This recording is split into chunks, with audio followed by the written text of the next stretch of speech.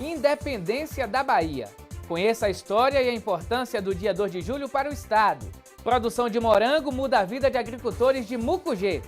E ainda, o último episódio da série Orgulho de Ser. Sexta-feira, 2 de julho, dia da Independência da Bahia. O ESB Notícias está começando.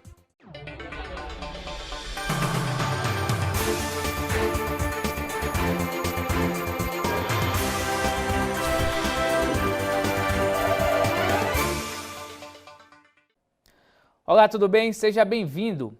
Como já dissemos no início do ESB Notícias, hoje é o dia da Independência da Bahia. E a gente exibe agora uma reportagem abordando o contexto histórico e a importância do 2 de julho para a Bahia. No quadro do artista brasileiro Pedro Américo, as cenas referentes à independência do Brasil, cantadas em verso e prosa no hino nacional, são retratadas. Mas a beleza do quadro não representa fielmente o que o hino consegue exprimir poeticamente logo depois, quando deixa claro que a independência do Brasil, sem tanta pompa, foi conquistada às custas de muitos braços fortes. Porém, o Brasil só foi verdadeiramente liberto dos domínios portugueses um ano depois, e foi aqui na Bahia que os laços derradeiros com a coroa portuguesa foram definitivamente cortados. No dia 2 de julho de 1823, os portugueses são expulsos da Bahia. Você tem quase um ano, na verdade, de guerra, né, de independência. É algo que não aconteceu em outras províncias, vai acontecer na Bahia nesse momento, porque justamente a Bahia se mantém fiel a Portugal e parte das elites, então, se desloca de aquelas elites que querem fazer a ruptura, que querem fazer a independência, querem fazer parte do projeto de Dom Pedro I, né, de um novo país agora independente, elas se refugiam em Cachoeira, tanto que o marco, né, o Recôncavo é o marco desse processo de independência, e lá começa-se, então, esse processo de retomada da capital Salvador para o Brasil. Conta-se que esse período de grande insatisfação e instabilidade se desenrolou com grande influência das elites baianas, desejosos por ocupar os postos de comando e liderança que vagavam ou surgiam com a independência do Brasil, que naquele instante vivia sob um sistema de governo denominado monarquia constitucionalista. Então você tem um processo de independência extremamente conservador que beneficiou as elites, né, políticas brasileiras, essa elite branca escravocrata, e que pouco avançou em termos de conquistas de direitos por parte da maior parte da população. E é claro que as elites baianas, assim como de outras partes do Brasil, tiveram, né, seus interesses muito prementes nesse processo, até porque nós devemos lembrar que o Brasil, até então, né, até pelo menos os primeiros anos do século XIX, era uma colônia de Portugal. Portanto, assim, existiam divergências e interesses contrários à manutenção dessa submissão do Brasil em relação à metrópole portuguesa. As elites baianas, as elites proprietárias, né, quando a gente fala em elites, ou seja, os grupos que detinham, né, o controle da produção, que eram os grandes proprietários de terras, que eram os grandes proprietários de pessoas escravizadas, que eram, de fato, aqueles que acumularam, né, no processo inclusive, né, da colonização, acumularam muito, se enriqueceram bastante, eles sentiram a necessidade de construir um Estado que não fosse um Estado português, mas sim um Estado brasileiro. Mas além das elites, outros setores da sociedade baiana participaram dos movimentos de luta pela independência, inclusive no interior do Estado. Destacando-se nesse processo a cidade de Cachoeira, situada no recôncavo da Bahia.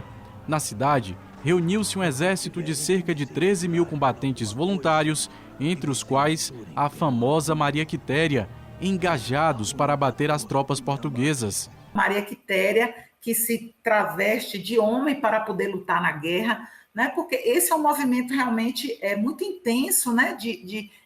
Cujas bandeiras mobilizou realmente muita gente. Então, na verdade, as mulheres já provavam desde aquela época a sua capacidade, né, de pegar em armas, a sua capacidade de lutar em prol de um projeto, né, político maior. E a figura de Maria Quitéria realmente ela foi importante e ela regimentou, inclusive, outras mulheres. né, que lutaram com ela nesse processo de independência, que foram, né, que saem do Recôncavo para até a capital Salvador, para expulsar os portugueses do território. E essa guerra, ela foi vencida, né, por aqueles nascidos aqui no Brasil e particularmente na Bahia, foi vencido por conta da participação dos setores populares. Então, assim, a população, escravizados, indígenas, os homens de algumas áreas do sertão da Bahia tiveram uma presença fundamental, tiveram uma participação, foram para as frentes de batalha mesmo, lutar nessa guerra. A independência da Bahia consolidou a separação definitiva do Brasil de Portugal. O episódio deixa evidente um forte sentimento nacionalista e de amor à pátria. Nasce o sol a 2 de julho, brilha mais que no primeiro, é sinal. Parabéns à minha Bahia, terra linda e de gente acolhedora. Amanhã é o Dia Nacional de Combate à Discriminação Racial. Essa data celebra a aprovação da primeira lei contra o racismo no Brasil, que constitui como infração penal a discriminação por raça ou cor. Depois de 70 anos, muitas iniciativas políticas e sociais continuam sendo feitas para combater esse crime. Segundo a Organização das Nações Unidas, discriminação racial é definida como qualquer distinção, restrição ou preferência fundada na cor, na raça, na ascendência de origem nacional, étnica, que tenha por objeto ou efeito destruir ou comprometer o exercício, o gozo, o reconhecimento em condições de igualdade dos direitos, das liberdades fundamentais dos homens nos domínios da vida política, econômica, cultural, social ou em qualquer outro domínio da vida pública. A discriminação racial fica evidente de diversas formas, veladas ou não. Apenas 4,7% dos cargos executivos das 500 maiores empresas do país são ocupados por negros. 75% dos mortos pela polícia são negros.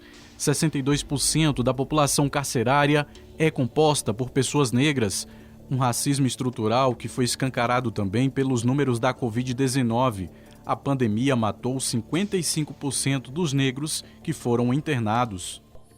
No pós-escravidão, as populações negras elas ficaram sem nenhum tipo de cobertura, e justamente porque elas não foram integradas à sociedade com nenhum direito no pós-escravidão, elas passaram a reproduzir a desigualdade que foi gerada a partir desse momento através das gerações.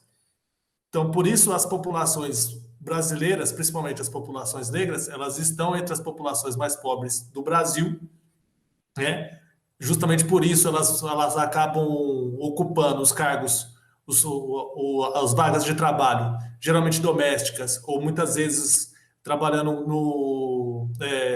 em trabalho intermitente, ou trabalhando às vezes de forma como cabelosa, ou trabalhando com outro tipo de trabalho não assalariado e informal, e justamente porque são a maioria nesses espaços, é justamente onde eles acabam tendo, na minha opinião, mais exposição ao vírus, e justamente por isso eles acabam sendo os mais muito contaminados por causa disso. A população negra está concentrada nos bairros mais pobres, convivendo sob péssimas condições sanitárias, locais em que o poder público com os serviços de saúde chega de forma ainda deficitária. Na faixa mais pobre da população e com menor escolaridade, os negros ocupam postos inferiores no mercado de trabalho, ficando assim mais expostos ao vírus. Essa realidade de exclusão também pode ser considerada uma forma de racismo. Nós temos uma falta geral de política para a Covid, né? Que necessitaria de um projeto de vacinação nacional, assim, para todas as pessoas, que necessitaria de vacina para todo mundo, que precisaria de ter testagem das populações, de toda a população brasileira, com políticas específicas para essas populações. Quer dizer, você começa do macro e você vai vendo que no micro, quando você vai chegando nessas questões específicas, a situação vai ficando pior, né? Não é que no macro não está ruim, está, mas as populações específicas sofrem mais, porque elas precisam de políticas que são mais diretas, às vezes, ou muito específicas, né? O fato de você não pensar isso, né? Não pensar isso e não ter uma população é uma ação, né? É uma inação, no sentido do Estado brasileiro, de não contemplar e de não pensar a vulnerabilidade de algumas populações específicas do seu país, né? Então, nesse sentido, é a discriminação. O racismo que se manifesta ao observar os critérios socioeconômicos é o mesmo que se expressa e se reproduz no cotidiano e atinge muitas das vezes as mulheres, tendo, portanto, a relação de gênero como um fator imbricado nesse processo. A professora e pesquisadora da UESB, Gal Novato, já foi vítima de algo do tipo. Quando eu morei no Candeias, por algum tempo, no bairro Candeias, em Conquista, e quando a campainha tocou, o meu carteiro me viu, eu estava molhando minhas plantas, estava com o cabelo assim preso, com a piranha, molhando as plantas, e o carteiro falou: moça, chame sua patroa aqui para assinar o SEDEX. Então, eu costumo dizer que esse exemplo da minha vida é uma coisa que marcou, sabe? São mais de 33 anos que eu debruço a minha vida sobre a causa negra, né? Pelas comunidades quilombolas, contra o racismo, contra o preconceito. O racismo deixa marcas e ainda hoje marca profundamente a sociedade brasileira. Homens e mulheres pretos são as vítimas no dia a dia no Brasil, no supermercado, nos shopping centers, nas ruas. As violências físicas e simbólicas resultantes desses atos podem ser punidas, mas exigem uma maior dureza para que não se caia na impunidade. Essa situação, ela toca o campo penal. Pode cair na chamada injúria racial ou no crime mais grave, que inclusive consta na Constituição a previsão, que é o crime de racismo. Na injúria racial, o autor do crime, ele tenta ofender determinada pessoa por questões, né, de raça, de etnia. E no racismo, o objetivo dele não é atingir uma pessoa determinada, mas um grupo específico. Há uma crítica muito grande a essa legislação, porque a maioria das situações acaba incidindo no crime de injúria racial. A pena é menor, a resposta penal é menor e acaba esvaziando o crime de racismo, que ele é inclusive imprescritível, ou seja, a qualquer momento pode ser levado esse fato para as autoridades policiais e também para criar-se um processo criminal. E toda vez que nós negros nos reportamos para alguma queixa crime, nossa queixa de racismo, que poderia ser, e às vezes, muitas vezes ela é transformada em injúria racial. A injúria racial, ela tem, né, uma pena menor, que você pode pagar até como serviços comunitários, cestas básicas. Ela é transformada numa ofensa, né? E que não se caracteriza como crime. No entanto, para combater o racismo, não basta mudar as leis. É preciso também mudar as mentes, fortalecer a luta e realizar um forte investimento em educação, para que as pessoas, além de não serem racistas, aprendam a ser antirracistas. Acho que um ponto é a educação, né? Um ponto é você tem que transformar a educação. Então, você precisa de mais professores que saibam e consigam compreender a condição em que ocorre o racismo no Brasil, né? Para entender como que acontece a discriminação no Brasil. E, do outro lado, você precisa também de uma política específica de atendimento às pessoas que também passam pelas situações de discriminação no dia a dia. Então, você precisaria informar mais também as pessoas como que elas devem buscar os seus direitos, assim, para que elas possam pegar e se defender dessas situações. O combate ao racismo é uma luta diária e que deveria ser de todos.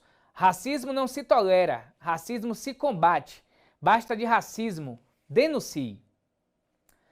Agora é a vez do esporte. O jornalista Igor Novaes traz pra gente as curiosidades das Olimpíadas de Tóquio 2021 no Minuto Olímpico. Acompanhe.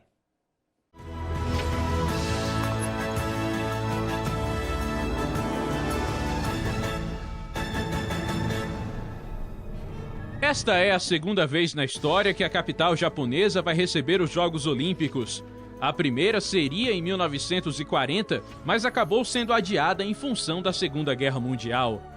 Só em 1964 que a cidade nipônica pôde enfim sediar os Jogos. Na ocasião, 2 esportes muito populares no Japão foram incluídos na programação olímpica: o judô e o vôlei, 2 das maiores fontes de medalhas para o Brasil na história dos Jogos. Além deles, o pentátulo moderno feminino foi acrescentado às disputas do atletismo. Nesta edição, o etíope Abebe Bikila se tornou o primeiro atleta a vencer por 2 vezes seguidas a maratona, 6 semanas após passar por uma cirurgia de extração de apêndice e quebrando o recorde mundial da modalidade. Em 1964, o Brasil teve uma atuação modesta nos Jogos. Apenas uma medalha de bronze em toda a competição, que foi conquistada pela seleção masculina de basquete. O 3º bronze do time, que tinha como destaques Amauri, Vlamir Marques, Mosquito e Rosa Branca, nomes que conquistaram o bicampeonato mundial de basquete em 1959 e 1963. Faltam 21 dias para os Jogos Olímpicos de Tóquio.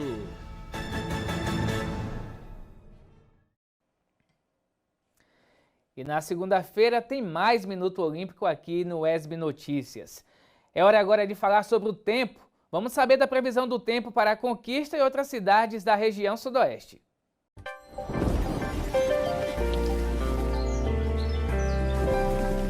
O feriado da Independência da Bahia deve ser de tempo nublado e frio em Vitória da Conquista. Hoje, mínima de 13, máxima de 23 graus com chuva leve a qualquer hora. Já no sábado, é bom preparar os cobertores, mínima 11 graus, máxima 24 com céu parcialmente nublado. Já no domingo, a mínima deve ser de 15, máxima de 24 graus com sol entre poucas nuvens e período de chuva no final da tarde. Nas cidades da região, o feriado também deve ser de temperaturas amenas. Em Itapetinga, mínima de 14, máxima de 27 graus com sol entre poucas nuvens. Já em Jequié, a mínima é de 15 graus, máxima de 25, com sol entre nuvens. Já em Planalto, a mínima deve ser de 13 graus, máxima de 23, com sol entre muitas nuvens e possibilidade de chuva na madrugada de sexta para sábado.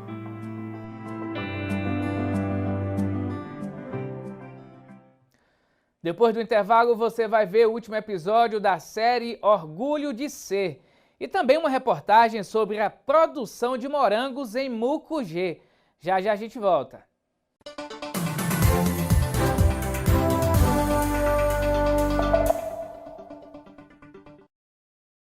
Nossa gente, no verso e na canção, na tinta, no pincel, no lápis e no papel, no palco chão, a lente, nossa gente.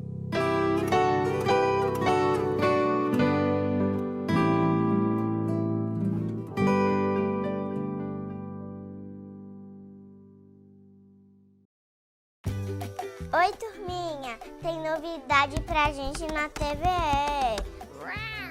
Convide todos os seus amigos para dançar, brincar, cantar e aprender muito. A aulinha já vai começar. Com os desenhos da Zumu Kids, a diversão tá garantida. Minha casinha é sempre escura e úmida. E vai ser todo dia, de segunda a sexta, de 1 às 3 da tarde. Essa a gente não vai perder, né? TVE é sua, é da Bahia. De onde vem essa força da Bahia para encarar esse momento? Vem da fé, mas também de muito trabalho. Mostramos nossa força garantindo que não faltasse atendimento a nenhum baiano. Mostramos nossa força escutando, acolhendo e estendendo a mão para quem mais precisa. Mostramos nossa força lutando para que a vacina possa chegar a todo o nosso povo. E com o início de distribuição em tempo recorde, mostramos que nossa força está cada vez maior. Agora, vamos mostrar nossa força quando chegar a hora de vacinar. Mas lembre, isso é apenas o começo dessa etapa. Por isso, segure essa força mais um pouco. Continue mantendo o distanciamento e usando máscara. Nós vamos vencer o coronavírus, porque temos a nossa força e o melhor governo do Brasil. Governo do Estado. Bahia, meu orgulho.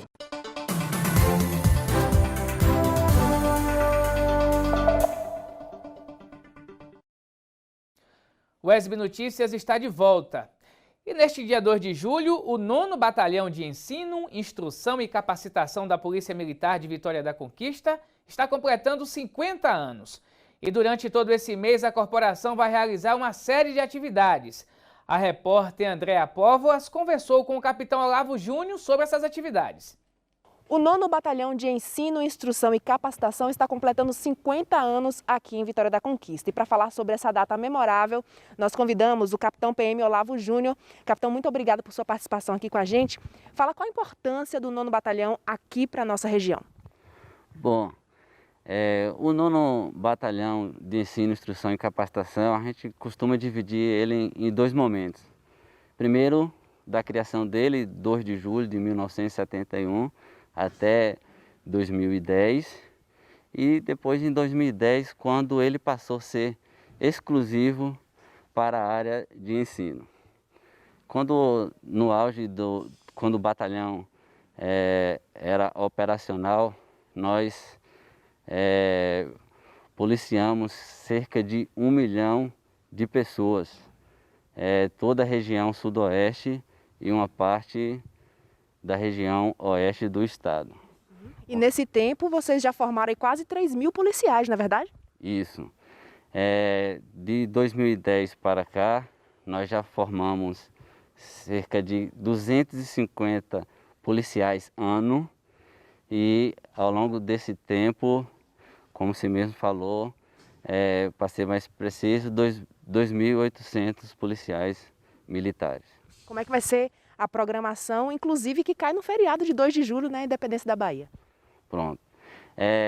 Nós estaremos lançando nesse 2 de julho uma revista comemorativa que vai estar disponível no nosso Instagram, que é 9BEIC, BEIC, bem como na próxima segunda-feira, dia 5, estaremos recepcionando uma turma de alunos soldados, um curso de formação de alunos soldados, cerca de 80 alunos. E também nesse mês estaremos inaugurando o nosso memorial. Por conta da pandemia, as comemorações tiveram que ser diferentes um pouquinho esse ano, né? Exatamente. A gente não vai poder ter essa aproximação com a população em geral, mas iremos ver medidas para, assim que possível, a população poder ir até o 9º BEIC e visitar nossas instalações, inclusive com o memorial que está sendo construído. Ok, capitão, muito obrigada por sua participação aqui com a gente. Feliz aniversário aí de 50 anos, né? Muitas décadas aí de vida para vocês, saúde. E faz um convite para a gente fechar, né? Para convidar todo mundo para participar, mesmo que de forma remota, né? Dessas comemorações. A gente convida todos a seguir o nosso Instagram, que lá a gente estará passando toda a programação desse mês. E vocês podem ter certeza que quando vocês observarem na região sudoeste um policial, um militar, vocês podem ter certeza que ele foi formado no nosso batalhão. Muito bem, muito obrigada. Mais uma vez, parabéns. Voltamos ao estúdio. Nossos parabéns à Polícia Militar de Conquista. O morango é uma fruta delicada e interessa a pessoas que buscam manter uma alimentação equilibrada e nutritiva. Com temperaturas amenas, a cidade de Mucugê, na Chapada Diamantina, produz o morango e seus derivados que são vendidos em várias cidades do estado. A nossa equipe de reportagem foi ver de perto a produção. O dia no sítio do Galera, em Mucugê, na Chapada Diamantina, começa cedo. É dessa terra que Jair tira o sustento da família. Tudo começou há 6 anos com apenas uma estufa para a produção de morangos. A aposta na agricultura familiar foi certeira e o negócio cresce a cada dia. Era um sonho ter o meu sítio e produzir alguma coisa familiar, na verdade, sim. E há 6 anos atrás era o auge do morango aqui em Mucugê. Então, na verdade, a gente começou, como é uma agricultura familiar, a gente começou com uma estufa e, graças a Deus, o negócio foi muito bem e hoje a gente já está com 5. Nas 5 estufas do sítio estão plantados 20 mil pés de morango. A fruta tem produção durante todo o ano. Nessa propriedade, são 3 colheitas semanais. Os sacos de cultivo com fibra de coco ficam em cima de uma estrutura de madeira.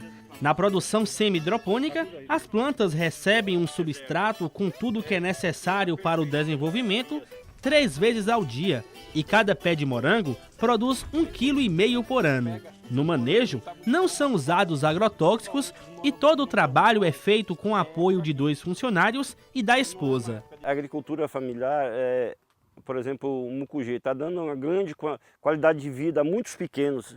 A mim também melhorou a qualidade de vida, tudo.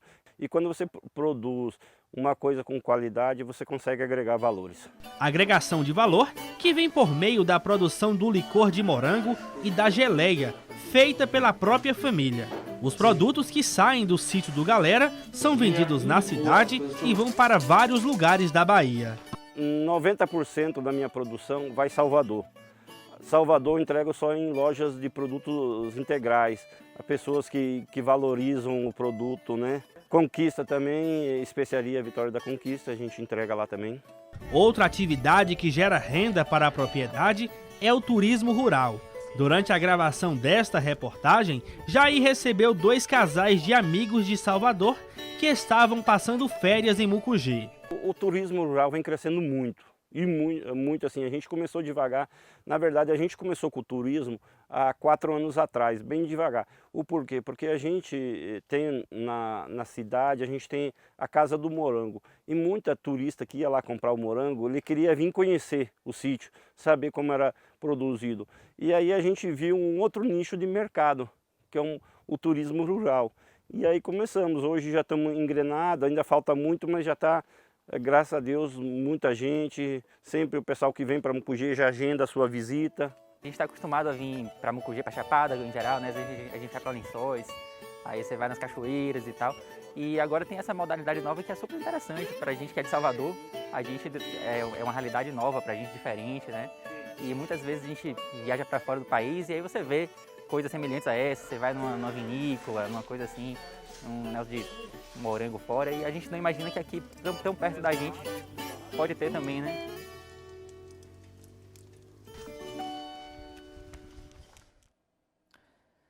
E no último episódio da série Orgulho de Ser, o jornalista Mário Ribeiro traz histórias de casais LGBT que puderam oficializar o seu amor.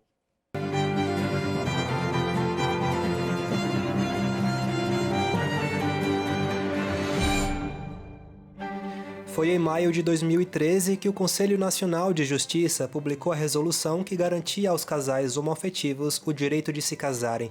Somente no primeiro ano foram celebrados 3.700 casamentos civis entre pessoas do mesmo sexo no Brasil, segundo o levantamento do CNJ, um marco histórico para a comunidade LGBTQIA+ brasileira. Em 2011, o STF reconheceu a união estável entre pessoas do mesmo sexo. Então, digamos que nesse período, se alguém viesse, algum dos parceiros viesse a falecer, poderia se provar que existia uma união estável. Antes de 2011, não.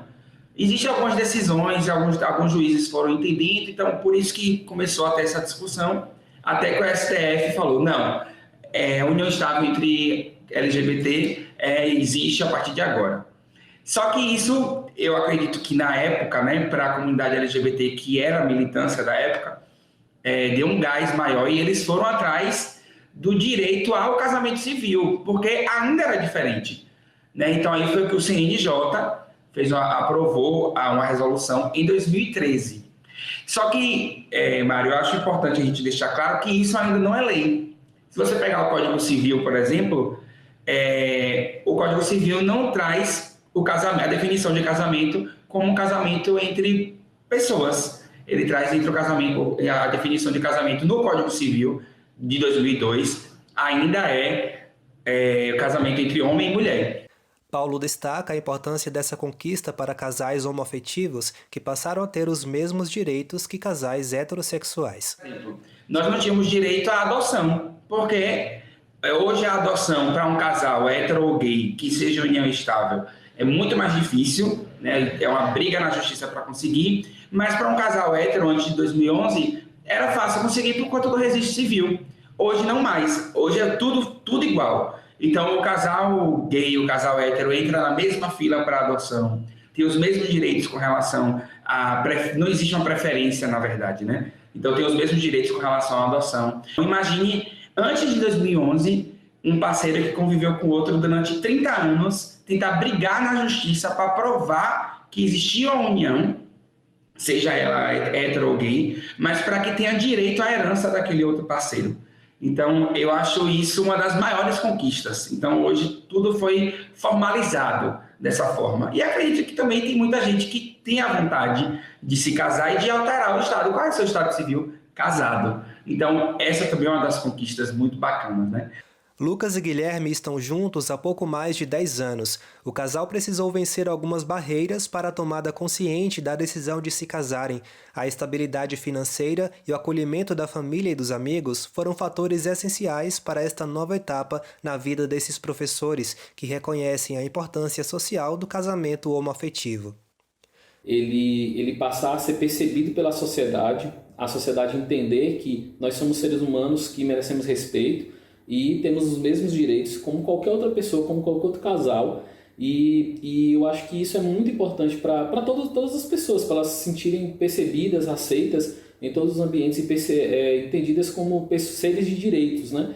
Então, para algumas pessoas, eu acredito que esse ganho social ele foi mais importante do que talvez o ganho legal. Mas existe sim o ganho legal, eu acredito que ele é fundamental para a garantia de direitos sociais, né, civis e sociais. Porque assim, quantos casais mais velhos do que a gente já soube de histórias onde um acaba falecendo e o outro acaba ficando totalmente à deriva, né, nesse processo, além da perda emocional, ainda tem uma perda de desamparo totalmente, porque as famílias acabam retirando todo o que eles construíram juntos. Então, essa parte também é muito importante, além da questão social, mostrar realmente que nós só devemos ser tratados como iguais. Então, não existe uma diferença entre uma família que tem um casal gay entre uma família com casais héteros, entendeu? São famílias, então isso é fundamental. Em 13 de junho de 2020, os dois oficializaram legalmente o amor que sentem um pelo outro numa cerimônia intimista na casa onde vivem. Para Lucas, o casamento se tornou um importante marco de empoderamento. A gente casou no meio de uma pandemia, a gente já tinha programado fazer um casamento festivo, né? E aí por causa da pandemia tudo foi cancelado, foi postergado para frente, mas assim, para a gente foi muito importante, porque justamente como a gente não era casado, a gente comprou um imóvel e tudo isso estava no meu nome. E isso era uma coisa que sempre me preocupava. E se acontecer alguma coisa comigo, o Guilherme vai ficar na mão. E por causa disso, e claro, por causa de tudo que a gente sentia um pelo outro, a gente decidiu fazer o casamento. A gente queria celebrar também. Né? Isso, a gente queria celebrar. A partir do momento que a gente se sentiu aceito por nossa família, pelos nossos amigos, a gente queria celebrar, fazer uma festa justamente para celebrar isso. Então, mesmo com a pandemia e por questões jurídicas, na verdade, a gente acabou mantendo a cerimônia e casou no meio da pandemia, no meio fizemos uma cerimônia aqui em casa bem mesmo, restrita, né? Bem restrita, com a juíza e testemunhas apenas. E aí fizemos o casamento, mas pra gente foi muito importante, porque a partir daquele momento você se reconhece como legal. Então eu posso dizer para todo mundo, e eu falo de boca cheia, meu marido. Então isso te dá um empoderamento. E assim, às vezes você observa até olhares das pessoas se chocando quando você fala a palavra marido, mas isso é legal também, entendeu? Porque o choque é inicial, mas depois elas... Nós existimos, né? Nós existimos e a gente está aqui para poder celebrar a nossa existência, o nosso amor, e é isso. É isso. Né?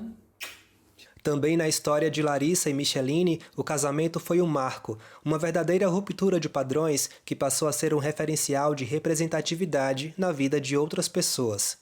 Nos casamos, foi uma cerimônia linda, a gente conseguiu casar assim ao pôr do sol, com 100 e poucos amigos e família. Foi um casamento de princesa. Eu acho que Lari conseguiu tudo que ela sonhava assim, no casamento. Para mim foi um dia de muita felicidade, muita conquista, mas representava muita dor também.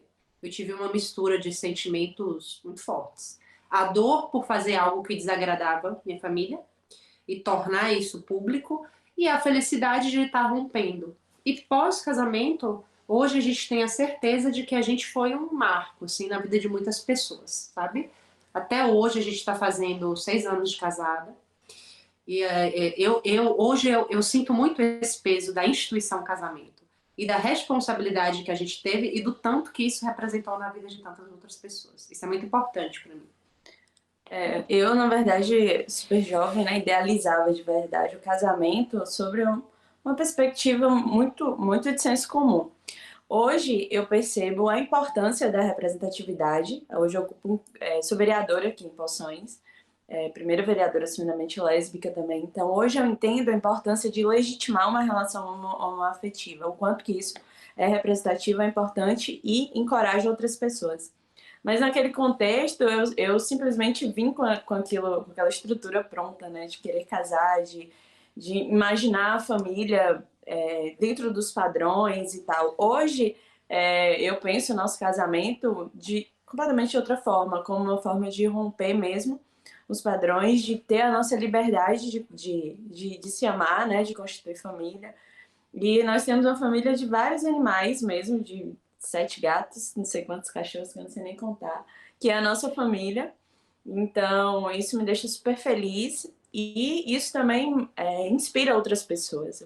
Juntos há 23 anos, Adriano e Edinaldo não tinham dúvidas quanto ao desejo de se unirem legalmente. Para eles, a demora na resolução que possibilitou essa união reflete o comportamento arcaico da sociedade brasileira. Não tinha cabimento que essa distinção de direitos, acho que isso no pleno século XXI era um retrocesso, era um país que se comportava de maneira arcaica, preconceituosa, né? Assim, feria a nossa cidadania. Então, quando isso foi formalizado, legalizado, a gente se sentiu incluído, né? A primeira coisa é essa. Eu acho que o movimento é um movimento assim, bastante forte, ele tem várias bandeiras, distintas necessidades, e essa é uma necessidade não para a gente se sentir igual ao casal hétero, isso não vamos ser nem queremos. A gente quer apenas ter o direito de fazer o que a gente quiser, né? Então, assim, se quiser casar, casa, se não quiser, não casa, mas tem que ter os direitos iguais, nesse sentido, os direitos de fazer o que quer, né? A gente não pode viver uma cidadania plena em que alguns indivíduos, por conta de uma orientação ou de uma identidade de gênero, tenham que se privar de seus direitos, da sua cidadania. Então, assim, a gente é militante, a gente acha que a união, sabe, das pessoas em prol desses direitos tem feito toda a diferença cotidianamente. Adriano e Edinaldo também desfrutam de mais um direito conquistado por casais homoafetivos, a adoção. Já são 3 anos na presença do pequeno João Vitor. Procuramos a vara da infância, né, e nos inscrevemos, né, seguindo todos os trâmites recomendados pela vara, né, aproveito para dizer assim, que para os casais que desejam, esse deve ser sempre o caminho, né? Embora tivéssemos sido, em alguns momentos, até aconselhado para que procurássemos as vias mais fáceis, né? Mais fáceis, entre aspas, mas procuramos as vias legais, né? Seguindo todos os protocolos recomendados, ficamos aguardando 1 ano e 8 meses, né? A chegada de João Vitor. E, assim, eu acho que foi no momento certo. Eu acho que esse tempo de espera também serviu para que nós pudéssemos amadurecer mais, nos preparar mais, porque, de certo modo, o fato de não namorarmos na mesma cidade que as nossas famílias, trouxe uma demanda que exigiu de nós um reordenamento das nossas agendas de trabalho, né? E por conta dele. E, enfim, ele não chegou a beber, ele chegou já aos 3 anos, e já fazem 3 anos que ele mora conosco, que ele veio para a nossa família, e a gente está muito feliz por esse novo passo na nossa vida, né? Na constituição da nossa família com o João Vitor. Eu morava na Casa dos Bebês, que é uma cidade... Sim, como é o nome da cidade? Jequié. Isso, exatamente. E aí você veio morar onde? No Vitória da Conquista. E você escolheu quem para papais? Papai Adriano e Papai Naldo. Lucas e Guilherme, Adriano e Edinaldo, Larissa e Micheline. Casais que escolheram amar e provar que o amor é de fato um ato revolucionário. Constituir uma família é algo sério. Você escolher dividir a vida com uma pessoa é algo sério. É uma ação contínua de generosidade. A gente tem aprendido muito isso. Então, assim, case, mas case sabendo tudo que este contexto de casamento representa. Não só a luta LGBT, sabe? Não só a sociedade me engula, porque não é isso. A sociedade me respeite.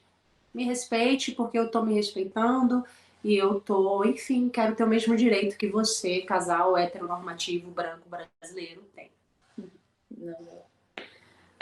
Bom, eu vou dizer que para as pessoas que querem se casar, mas de repente tem medo, alguma coisa, que não dá para lutar contra a natureza e que é muito bom você ser quem é, você ser, enfim, feliz, a sua vida é a sua vida, enfim, as pessoas não vão abdicar de suas escolhas, normalmente escolhe até hipocrisia, né, do que viver de fato. Acho que a característica das pessoas que demonstram não só sua sexualidade, como sua identidade, enfim, é como é que eu posso dizer, a coragem mesmo de mostrar o diferente dentro de uma sociedade que padroniza e universaliza, né, o que é certo e o que não é. Então, sejam livres mesmo, aproveite a vida. E para as pessoas que estão ali dispostas a julgar, que se livrem disso, sabe? Porque isso só faz mal para quem está nessa posição de ser violento e de julgar o amor do outro.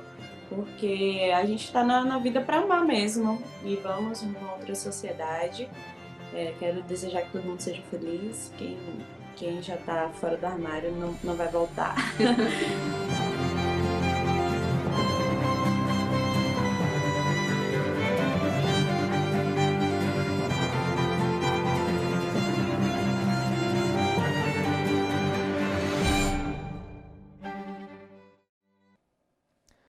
É muito bonito ver histórias assim, que a gente possa cada vez mais evoluir enquanto sociedade na garantia de direitos para a comunidade LGBTQIA+, e, sobretudo, no respeito às diversas formas de ser e de amar. Obrigado, Mário Ribeiro, obrigado, Samara Dias, e obrigado a todos que colaboraram com essa série, trazendo temas tão importantes nos dias de hoje. Ano que vem tem mais. E o ESB Notícias termina aqui. Para rever os nossos telejornais, acesse o nosso canal no YouTube. A gente encerra a edição de hoje com Daniela Mercury cantando Duas Leoas. Obrigado pela companhia, um excelente final de semana, se cuide, use máscara, vacina sim. Até mais. Na boa, na proa, o nosso amor flutua. Sou tua, só tua, e a nossa voz ecoa. Garoa, trovoa, e a gente não recua. Somos imunes, corpos fechados, abertos só pro amor. Nossos perfumes, já misturados, são multicor. O que nos une é o mais sagrado, ninguém separa. Amor que assume, mal educado, tapa na cara. Gamboa, Lisboa e nunca mais sozinha. És minha rainha, esse amor voa, voa. Gamboa,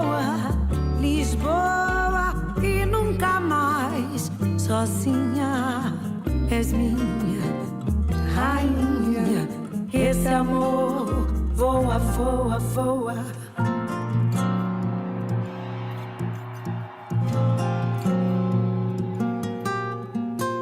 Sou tua, e a nossa voz ecoa, garoa, trovoa, e a gente não recua. Somos imunes, corpos fechados, abertos só pro amor. Nossos perfumes já misturados são multicor. O que nos une é o mais sagrado, ninguém separa. Amor que assume, mal educado, tapa na cara, na cara, na cara. Gamboa, Lisboa e nunca mais sozinha. És minha rainha, rainha. Esse amor voa, voa. Gamboa, Lisboa, Bahia. Esse amor mais sagrado. És minha leoa.